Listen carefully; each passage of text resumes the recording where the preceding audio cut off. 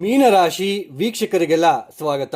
2026 September ತಿಂಗಳಿನ ಮೀನರಾಶಿಯವರ ಮಾಸ ಫಲಿತಾಂಶಗಳು. ಸ್ನೇಹಿತರೆ, ನಾನು ಈಗಾಗಲೇ ಸಾಕಷ್ಟು ವಿಡಿಯೋದಲ್ಲಿ ನಾನು ನಿಮಗೆ ತಿಳಿಸ್ತಾ ಬರ್ತಾ ಇದ್ದೇನೆ. ಎಲ್ಲರೂ ಕೂಡ ರಾಶಿ ಫಲಿತಾಂಶ ಅದರ ಮೇಲೇ ಅವಲಂಬಿತರಾಗ್ತಾ ಇದ್ದೀರಾ. ರಾಶಿ ಅಂತಂದ್ರೇನು? ನಾವು ಯಾವ ದಿನದಂದು ಹುಟ್ಟಿರ್ತೀವೋ ಆ ದಿನ ಚಂದ್ರ ಈ 12 ರಾಶಿ ಚಕ್ರದಲ್ಲಿ ಎಲ್ಲಿ ಸಂಚಾರ ಮಾಡ್ತಾ ಇದ್ರೋ ಅದು ನಮಗೆ ಜನ್ಮ ರಾಶಿ ಆಗುತ್ತೆ. ಚಂದ್ರ ಇಲ್ಲಿ ಸಂಚಾರ ಮಾಡಬೇಕಾದ್ರೆ ನೀವು ಹುಟ್ಟಿರ್ತೀರಾ, ಇದು ನಿಮಗೆ ಜನ್ಮ ರಾಶಿ. ಚಂದ್ರ ಯಾವ ನಕ್ಷತ್ರದಲ್ಲಿ ಸಂಚಾರ ಮಾಡ್ತಾ ಇದ್ರೋ ಅದು ನಮಗೆ ಜನ್ಮ ನಕ್ಷತ್ರ. ಸೊ ಈ ಚಂದ್ರ ಅಂದರೆ ಮನಸ್ಸು ಕಾರಕ. ನಮ್ಮ ಮನಸ್ಸು ಪ್ರಶಾಂತವಾಗಿದೆ, ನೆಮ್ಮದಿ ಆಗಿದೆ, ಸಂತೋಷಕರವಾಗಿರ್ತಕ್ಕಂತಹ ಕ್ಷಣಗಳನ್ನು ನಾವು ನೋಡ್ತಾ ಇದ್ದೀವಿ ಅಂತಂದ್ರೆ ಅದಕ್ಕೆ ಕಾರಣ ಚಂದ್ರ. ಅಂದರೆ ನೆಮ್ಮದಿಯಾಗಿರ್ತಕ್ಕಂಥದ್ದು, ನೆಮ್ಮದಿಯಾಗಿ ಜೀವನ ಮಾಡ್ತಾ ಇರ್ತಕ್ಕಂಥದ್ದು, ಅದಕ್ಕೆ ಕಾರಣ ಚಂದ್ರ.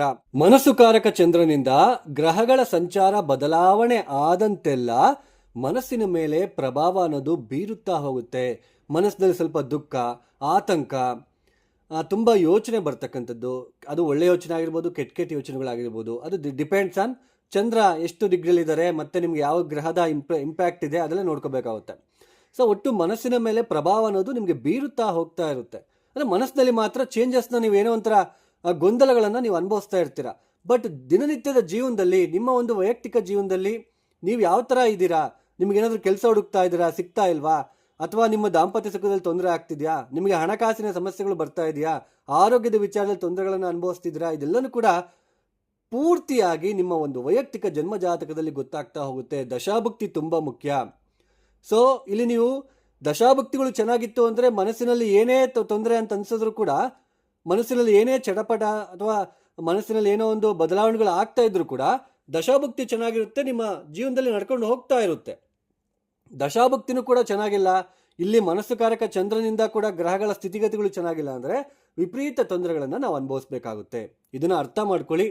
ಸೊ ಈ ಮನಸ್ಸುಕಾರಕ ಚಂದ್ರನಿಂದ ಏನು ಈ ಒಂದು ತಿಂಗಳಿನಲ್ಲಿ ಗ್ರಹಗಳ ಸ್ಥಿತಿಗತಿಗಳನ್ನು ನೋಡೋದೇ ಆದರೆ ಸೆಪ್ಟೆಂಬರ್ ತಿಂಗಳಿನಲ್ಲಿ ನೋಡಿ, ಜನ್ಮರಾಶಿಯಲ್ಲೇ ನಿಮಗೆ ವಕ್ರಿ ಶನಿ ಸಂಚಾರ ನಡೀತಾ ಇದೆ. ಶನಿ ಯಾವುದೇ ಜಾತಕ ಅಂತ ತಗೊಳ್ಳಿ, ಶನಿ ವಕ್ರೆ ಆದಾಗ ಬ್ಯಾಲೆನ್ಸ್ ಕರ್ಮನ ನಾವು ಅನುಭವಿಸ್ಬೇಕಾಗುತ್ತೆ. ಒಂದು ಕೆಲಸ ಅಂತ ತಗೊಂಡಾಗ ನಾವೊಂದು ಯಾವುದಾದ್ರೂ ಒಂದು ಕಂಪ್ನಿಗೆ ಕೆಲಸಕ್ಕಂತೆ ಹೋದಾಗ ಅಲ್ಲಿ ಕಾನ್ಸ್ಟೆಂಟಾಗಿ ನಾವು ಕೆಲಸ ಮಾಡೋಕ್ಕಾಗಲ್ಲ. ಸೊ ನಿಮ್ಗೇನಂತ ಅನಿಸ್ತಾ ಇರುತ್ತೆ ಅಂದರೆ ನನ್ನ ಕೈಯಲ್ಲಿ ಆಗಲ್ವೇನೋ, ಮತ್ತು ಆಮೇಲೆ ಸೋಮಾರಿತನ ಬಂದ್ಬಿಡುತ್ತೆ. ಈ ಸಮಯದಲ್ಲಿ ರೆಸ್ಪಾನ್ಸಿಬಿಲಿಟಿನ ಅವಾಯ್ಡ್ ಮಾಡ್ತೀರಾ. ಬಿಡು, ನೋಡ್ಕೊಂಡ್ರಾಯ್ತು, ನಾಳೆ ನೋಡೋಣ, ನಾಡಿದ್ದು ನೋಡೋಣ, ಈ ತರಹದ ಭಾವನೆ ಬರ್ತಾ ಇರುತ್ತೆ. ಶನಿ ವಕ್ರೆ ಆಗಿರೋದ್ರಿಂದ ಸ್ವಲ್ಪ ನೆಗ್ಲೆಕ್ಟ್ ಮಾಡೋದು, ರೆಸ್ಪಾನ್ಸಿಬಿಲಿಟಿನ ಡ್ಯೂಟೀಸ್ನ ತಪ್ಪಿಸ್ಕೊಳ್ತಕ್ಕಂಥದ್ದು, ಲೇಜಿನೆಸ್ ಸೋಮಾರಿತನವನ್ನು ಬರ್ತಕ್ಕಂಥದ್ದಾಗಿರ್ಬೋದು. ಸೊ ಈ ತರಹದ ಪರಿಸ್ಥಿತಿಗಳು ನಿಮಗೆ ಬರ್ತಾ ಇರುತ್ತೆ. ಮನಸ್ಸಿನ ಮೇಲೆ ಆ ಥರ ಅನ್ನಿಸ್ತಾ ಇರುತ್ತೆ. ಮನಸ್ಸಿನಲ್ಲಿ ನಿಮ್ಮ ಮನಸ್ಸು ಬಿಟ್ಕೊಡೋದಿಲ್ಲ. ನಾಳೆ ನೋಡೋಣ ಬಿಡು, ಆ ಕೆಲಸನ ನಾಡಿದ್ದು ನೋಡೋಣ ಬಿಡು, ನನ್ನ ಕೈಯಲ್ಲಿ ಆಗಲ್ವೇನೋ. ಈ ತರಹದ ಒಂದು ಶನಿ ವಕ್ರೆ ಆದಾಗ ಈ ತರಹದ ಪರಿಸ್ಥಿತಿಗಳು ನಿಮಗೆ ಅಬ್ಸರ್ವೇಷನ್ ನೀವು ನೋಡ್ತಾ ಇರ್ಬೋದು, ನಿಮ್ಗಾಗಲೇ ಗೊತ್ತಾಗ್ತಾ ಇರುತ್ತೆ. ಸೊ ಗಡಿಬಿಡಿ ಆಗೋದು, ದಾಂಪತ್ಯ ಸುಖದಲ್ಲೂ ಕೂಡ ಗಡಿಬಿಡಿ ಮಾಡ್ಕೊಳ್ತಕ್ಕಂಥದ್ದು, ನನ್ನನ್ನು ಯಾರು ಇಷ್ಟಪಡೋದಿಲ್ಲ, ನನ್ನ ಇಷ್ಟೇ ಅನ್ನೋದು ನಿಮ್ಮ ಮನಸ್ಸಿನಲ್ಲಿ ಬರ್ತಾ ಇರುತ್ತೆ. ಅದು ಅಲ್ಲದೆ ಸೆಪ್ಟೆಂಬರ್ 17ನೇ ತಾರೀಕಿನ ನಂತರ ಸಪ್ತಮಕ್ಕೆ ಸೂರ್ಯ ಬರ್ತಾರೆ. ನೋಡಿ, ವಕ್ರಿ ಶನಿಯ ದೃಷ್ಟಿ ನೇರವಾಗಿ ಸಮಸಪ್ತಕ ದೃಷ್ಟಿಯಲ್ಲಿ ಸಪ್ತಮ ಸ್ಥಾನದಲ್ಲಿರ್ತಕ್ಕಂತಹ ಸೂರ್ಯನ ಮೇಲೆ ಬೀಳ್ತಾ ಇರೋದ್ರಿಂದ ನೋಡಿ, ಪತಿ ಪತ್ನಿಯರಲ್ಲಿ ಸಾಕಷ್ಟು ತೊಂದರೆಗಳು, ನೆಗೆಟಿವ್ ಆಲೋಚನೆ, ಭಯ, ಆರೋಗ್ಯದಲ್ಲಿ ವ್ಯತ್ಯಾಸಗಳು, ಹತ್ತಿರದ ಸಂಬಂಧಿಗಳ ಜೊತೆ ಭಿನ್ನಾಭಿಪ್ರಾಯಗಳು, ಕಲಹಗಳು ಉಂಟಾಗ್ತಕ್ಕಂತಹ ಸಾಧ್ಯತೆಗಳು ಹೆಚ್ಚಾಗಿ ಕಂಡು ಬರ್ತಾ ಇರುತ್ತೆ. ಹತ್ತಿರದ ಸಂಬಂಧಿಗಳು ನಿಮ್ಮನ್ನು ಅರ್ಥ ಮಾಡ್ಕೊಳ್ಳಲ್ಲ, ಏನಾದರೂ ಒಂದು ತೊಂದರೆಗಳು ಅಥವಾ ಹತ್ತಿರದ ಸಂಬಂಧದಲ್ಲಿ ಏನಾದರೂ ಒಂದು ಅವ್ರಿಗೇನಾದರೂ ಅವಘಡಗಳು ಅಥವಾ ಅವರಿಂದ ಏನಾದರೂ ನಿಮಗೆ ನೆಗೆಟಿವ್ ವಾರ್ತೆಗಳನ್ನು ಕೇಳ್ತಕ್ಕಂಥದ್ದು, ಈ ತರಹದ ಪರಿಸ್ಥಿತಿಗಳು ನಿಮಗೆ ಮನಸ್ಸಿನ ಮೇಲೆ ಬರ್ತಾ ಇರುತ್ತೆ. ಆದರೆ ಇಲ್ಲಿ ನಾವು ಇನ್ನೊಂದನ್ನು ಅರ್ಥ ಮಾಡ್ಕೋಬೇಕು. ಗುರುಬಲ ಇದೆ.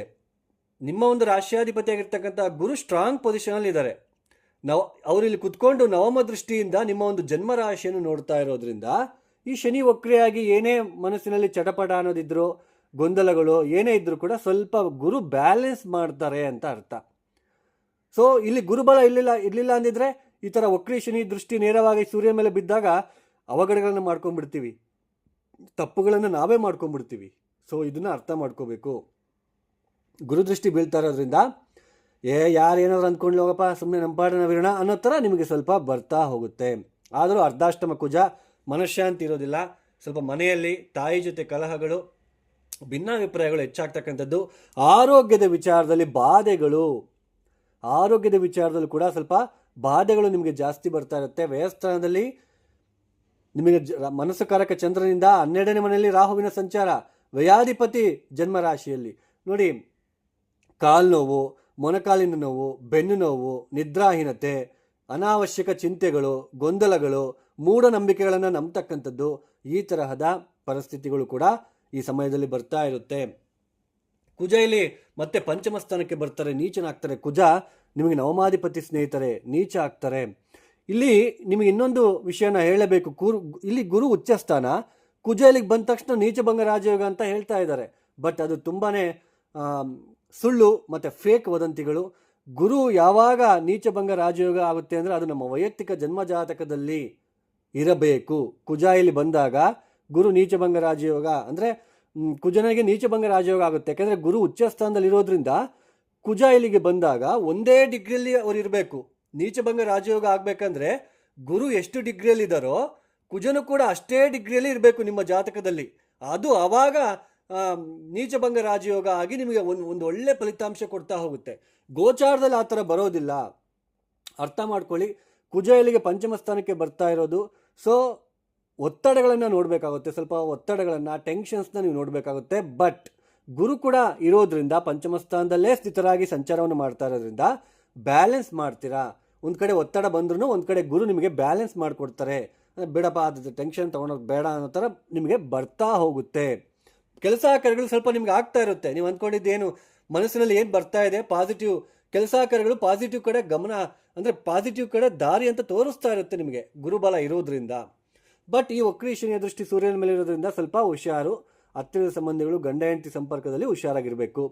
ಆಮೇಲೆ ಈ ಒಂದು ಸೂರ್ಯನ ದೃಷ್ಟಿ ರಾಹುವಿನ ಮೇಲೆ ಇದು ನಿದ್ರಾಹೀನತೆ, ಸ್ವಲ್ಪ ಆರೋಗ್ಯದಲ್ಲಿ ಚಿಕ್ಕ ಪುಟ್ಟ ವ್ಯತ್ಯಾಸಗಳು ಉಂಟಾಗ್ತಕ್ಕಂಥದ್ದು ಕೂಡ ಕಾಣಿಸ್ತಾ ಇರುತ್ತೆ. ಈ ಶುಕ್ರ ಅಷ್ಟಮ ಸ್ಥಾನದಲ್ಲಿರೋದು ಕೂಡ ಒಳ್ಳೆಯದು. ಅಷ್ಟಮಾಧಿಪತಿಯಾಗಿ ಅಷ್ಟಮ ಸ್ಥಾನದಲ್ಲಿರೋದು ಒಳ್ಳೆಯದು. ಸ್ವಲ್ಪ ಹಣ ನಿಮಗೆ ಯಾವುದೋ ಒಂದು ಹಿಡನ್ ಸೋರ್ಸ್ ಅಂದರೆ ನೀವು ಈಗ LIC ನೀವು ಕಟ್ತಾ ಇರ್ತೀರಾ, ನೀವು ಯಾವಾಗಲೋ ಕಟ್ಟಿರ್ತೀರ, ಅದನ್ನು ಮರ್ತೋಗ್ಬಿಟ್ಟಿರುತ್ತೆ ನಿಮಗೆ.